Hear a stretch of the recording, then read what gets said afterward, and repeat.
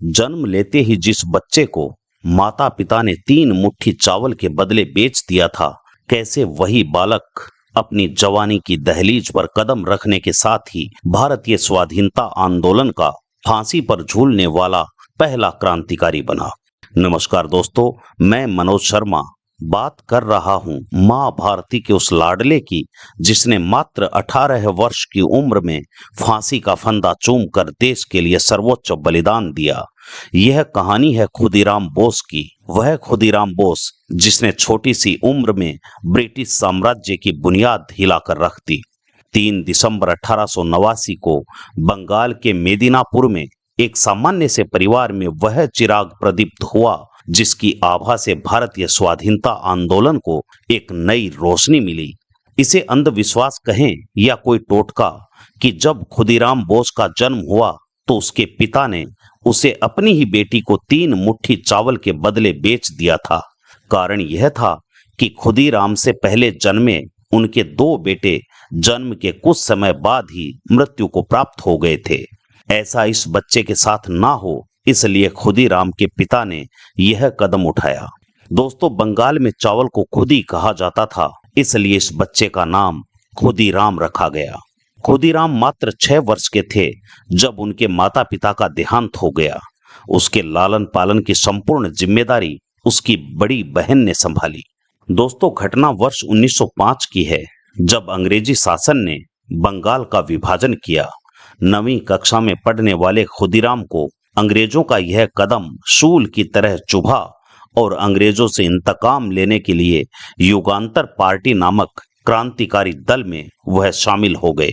युगांतर party में शामिल होकर खुदीराम बोस ने अंग्रेजों के विरुद्ध आंदोलनों में बढ़ चढ़कर हिस्सा लिया तथा प्रतिबंध के बावजूद अरविंदो घोष के क्रांतिकारी अखबार वंदे मातरम की खुलकर प्रतियां बांटी। इसी समय एक ब्रिटिश जज डगलस किंग्सफोर्ड क्रांतिकारियों के विरुद्ध कड़ा रुख अपनाया करते थे और वे आंदोलनकारियों को कड़ी सजा सुनाते थे। युवा क्रांतिकारी खुदीराम बोस ने प्रफुल्ल चाकी के साथ मिलकर डगलस किंग्सफोर्ड को बम से उड़ा देने की योजना बनाई। 30 अप्रैल 1908 को मुजफ्फरपुर स्थित उसके निवास के सामने इन दोनों ने मिलकर डगलस किंग्सफोर्ड की बग्गी पर बम फेंका। एक जोरदार धमाके के साथ बग्गी के परखच्चे उड़ गए, परंतु दुर्भाग्य कि किंग्सफोर्ड इस बग्गी में नहीं था और उसके स्थान पर एक अंग्रेज बैरिस्टर की पत्नी और पुत्री की मृत्यु हो गई। खुदीराम बोस और प्रफुल्ल चाकी यह समझकर कि किंग्सफोर्ड मर चुका है, वहां से फरार हो गए तथा रात ही रात में 20 मील दूर भागकर वैनी नामक रेलवे स्टेशन पर जा पहुंचे। कुछ देशद्रोही अंग्रेज भक्त भारतीयों ने इसकी सूचना अंग्रेज अधिकारियों को दे दी और परिणाम स्वरूप खुदीराम बोस को बंदी बना लिया गया। 13 जून 1908 को खुदीराम बोस को फांसी की सजा सुनाई गई, परंतु यह सजा सुनकर खुदीराम बोस के चेहरे पर सिकन तक नहीं आई।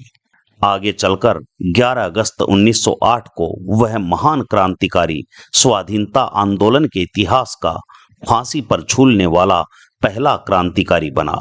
खुदीराम बोस की फांसी के बाद कई दिनों तक बंगाल के स्कूल कॉलेज बंद रहे तथा उनकी लोकप्रियता इतनी बढ़ी कि समस्त युवा वर्ग खुदीराम बोस का नाम छपी हुई कमीज और धोती पहनने लगे। मां भारती के सपूत को अपने अद्भुत और दिव्य बलिदान के लिए सारा देश नमन करता है। दोस्तों, भारतीय स्वाधीनता आंदोलन के गुमनाम क्रांतिकारियों के बलिदान की सच्ची कहानी जानने के लिए इस चैनल को सब्सक्राइब करें तथा शहादत के सूरमाओं को अपनी सच्ची श्रद्धांजलि अर्पित करें। जय हिंद, जय भारत।